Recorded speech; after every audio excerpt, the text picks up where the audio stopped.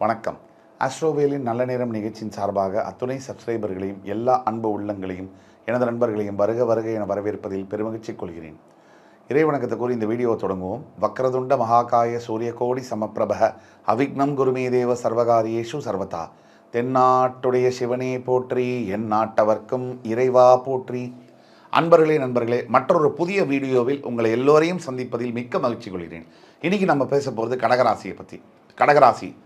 கடகராசி தாயுள்ளம் கொண்ட கடகராசி அன்பர்களே, நேயர்களே, சமீப காலங்களில் மெயின் ஸ்ட்ரீம் மீடியா என்று சொல்லக்கூடிய தொலைக்காட்சிகளில் பல நிகழ்ச்சிகளில் நான் பங்கேற்றிருக்கக்கூடிய ஒரு வாய்ப்பு எனக்கு கிடைச்சிது. அந்த வாய்ப்பின் மூலியமாக ஜீ தமிழ் தொலைக்காட்சியில் தமிழா நிகழ்ச்சியில் புத்தாண்டு நிகழ்ச்சிக்காக கலந்து கொண்ட போது கிட்டத்தட்ட நான் பேசின கிளிப் வீடியோ கிட்டத்தட்ட 28 லட்சம் பேர் பார்த்துருக்காங்க. இன்ஸ்டாவில் தவிர ஃபேஸ்புக்கில் 2 கிளிப் இருந்தது நாம் பேசினது. அதில் ஒரு கிளிப்பு 16 லட்சம், இன்னொரு கிளிப் 13 லட்சம் என்ற வகையில் நிறைய வியூஸ் கொடுத்த அத்துணை அன்பு உள்ளங்களுக்கும் இறைவனுடைய பாதகமலங்களுக்கு என்னுடைய நன்றியை காணிக்கையாக்குகிறேன்.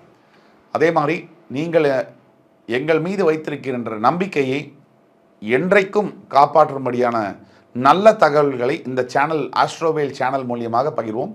சமீப காலங்களில் நம்ம சேனல் 3 லட்சத்திற்கு மேற்பட்ட சப்ஸ்கிரைபர்களை கடந்து வெற்றிகரமாக போய்கொண்டிருக்கிறது. இந்த சாத்தியம்னு சொன்னால் சத்தியமான உண்மை. உங்கள் அத்துணை பேருடைய நம்பிக்கை, உங்கள் அத்துணை பேருடைய ஆதரவு இல்லாமல் இது நடக்க வாய்ப்பே இல்லை. அந்த வகையில் இன்றைக்கி கடகராசியை தலையெழுத்து மாறுமா அப்படிங்கிற தலைப்பில் கடகராசியை பற்றி நம்ம பேச போகிறோம். ஒவ்வொரு மனிதனுக்கும் ஒவ்வொரு பிறவி எடுக்கும்போது ஒவ்வொரு தலையெழுத்துங்கிறது கண்டிப்பாக உண்டு. சில பேர் சாதாரணமாக பிறக்கிறாங்க, சாதாரணமாகவே வாழ்கிறாங்க, சாதாரணமாக மரணித்து தன்னுடைய வாழ்க்கையை விட்டுடுறாங்க. சில பேர் சாதாரணமாக பிறந்தால் கூட அவங்களுடைய வாழ்க்கை பிறப்பு என்பது சம்பவமாக இருந்தால் கூட அவங்களுடைய இறப்பு என்பது சரித்திரமாக மாறுகிறது. அதற்கு பல உதாரணங்களை நம்ம சொல்ல முடியும். நமக்கு தெரிந்த உதாரணங்களாக சொல்லப்படுவது captain Vijayakanth sir, super star Rajinikanth, Sachin Tendulkar, இந்த மாதிரியான நபர்கள் பார்த்திங்கன்னா பிறக்கும் போது சாதாரண நபர்களாக பிறந்து இதுவரை இல்லாத அளவிற்கு புகழை பெறுகிறார்கள். சச்சின் டெண்டுல்கர் பார்த்திங்கன்னா விளையாட்டுத்துறையில், சூப்பர் ஸ்டார் ரஜினிகாந்த் பார்த்திங்கன்னா நடிப்புத்துறை மற்றும் மனிதாபிமானம், கேப்டன் விஜயகாந்த் பார்த்திங்கன்னா தர்மம் அப்படிங்கிற சொல்லுக்கு இலக்கணமாக வாழ்ந்து சென்றிருக்கிறார். ஆக இதற்கு என்ன காரணம்? ஒவ்வொரு மனிதனுக்கும் ஒவ்வொரு தலையெழுத்து உண்டு. அந்த தலையெழுத்து கடகராசி என்பவர்களுக்கு பொதுவான தலையெழுத்து என்ன, அதை பற்றி டிஸ்கஸ் பண்ண தான் இந்த வீடியோ. இதனால் என்ன லாபம்? இந்த வீடியோவை கடைசி வரைக்கும் நீங்கள் கேட்கும்போது முதல்ல உங்களை பற்றிய உணர்வு, உங்களை பற்றிய புரிந்து கொள்ளுதல் உங்களுக்கு வரும். அதற்கு அப்புறமாக உங்கள் வாழ்க்கையில் முக்கியமான முடிவுகளை எடுக்க அது மிகப்பெரிய அளவில் உதவியாக இருக்கும். அதுதான் எங்களுடைய நோக்கம்.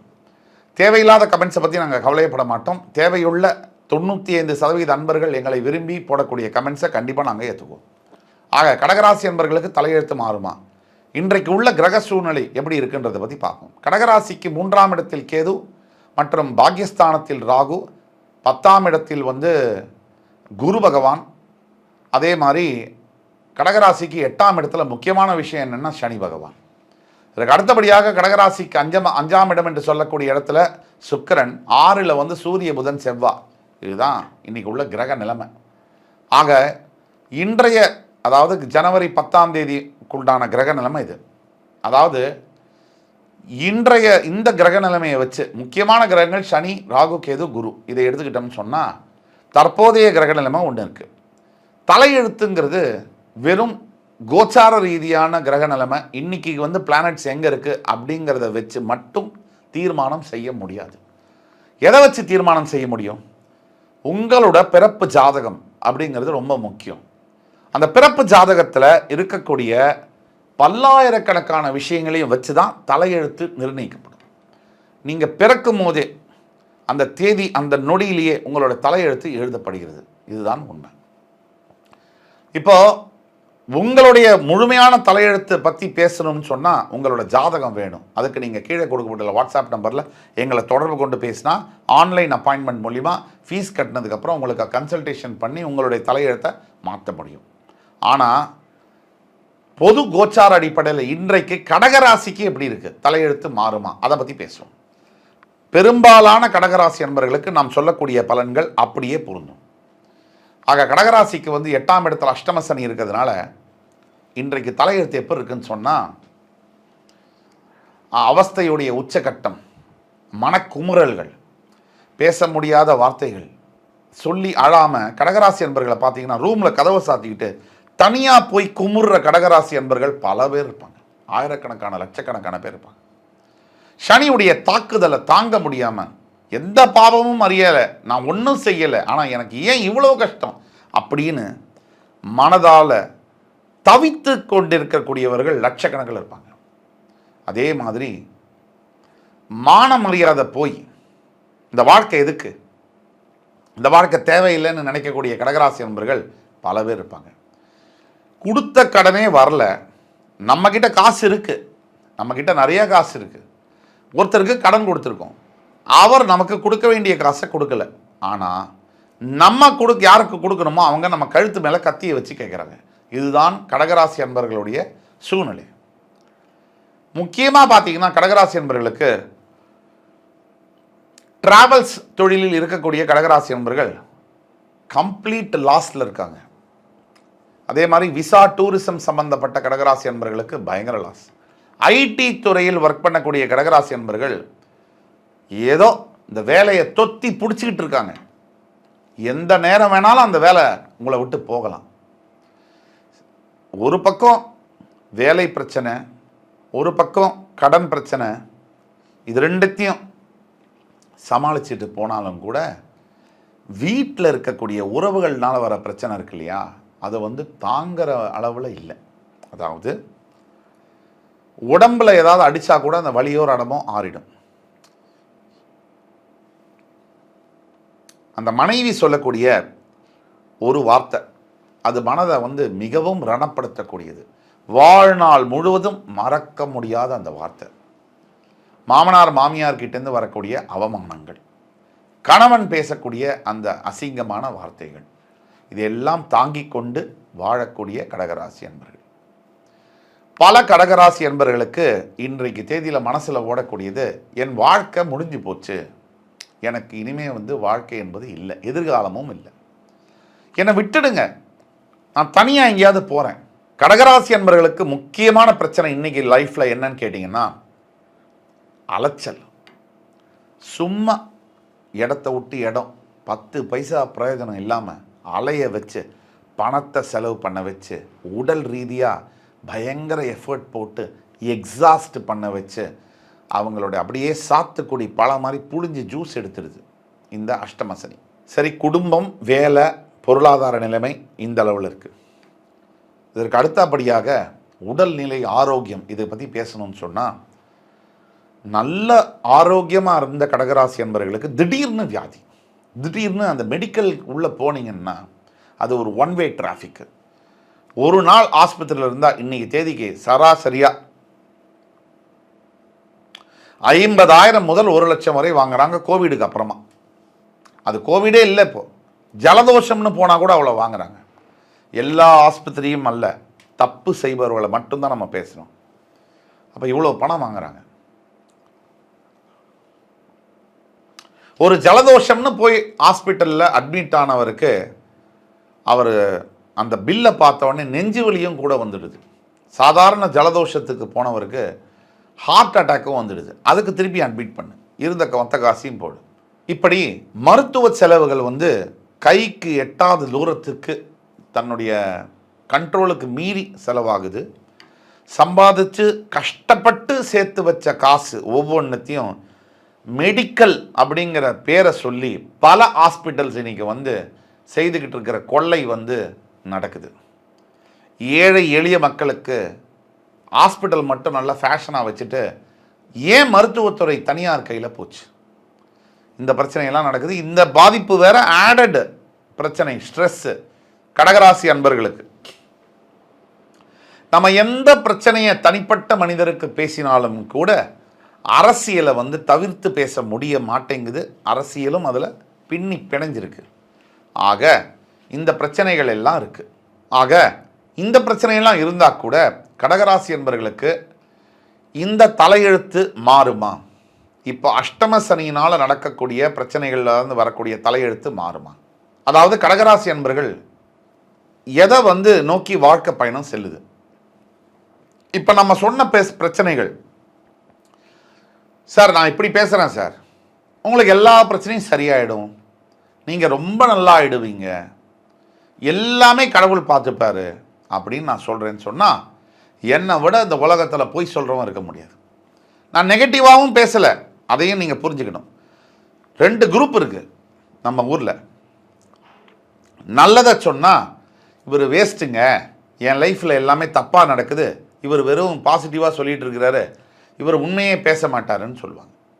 சரி, உண்மையை சொன்னால் இவர் வேஸ்ட்டுங்க, இவர் நெகட்டிவாக பேசுகிறாரு. அப்போ என் மனசில் வரக்கூடிய கேள்வி, என் மனசில் எழக்கூடிய கேள்வி, ஒருத்தன் பாசிட்டிவாகவும் பேசாமல் நெகட்டிவாகவும் பேசாமல் நடுவில் எப்படி சார் பேச முடியும்? எது பாசிட்டிவோ அதை பேசணும், எது நெகட்டிவோ அதை பேசணும். அப்போ தான் அதுக்கு சொல்யூஷனை பார்க்க முடியும். ஆக பாசிட்டிவும் கலந்தது தான், நெகட்டிவும் கலந்தது தான் இந்த வாழ்க்கை. எதை நோக்கி இந்த பயணம் செல்லும்னா, இப்போ நம்ம சொன்ன பிரச்சனை இன்னும் உடல் ரீதியான, பண ரீதியான, மன ரீதியான பிரச்சனைகள், மனக்குழப்பங்கள் அதிகமாகக்கூடிய காலங்கள்.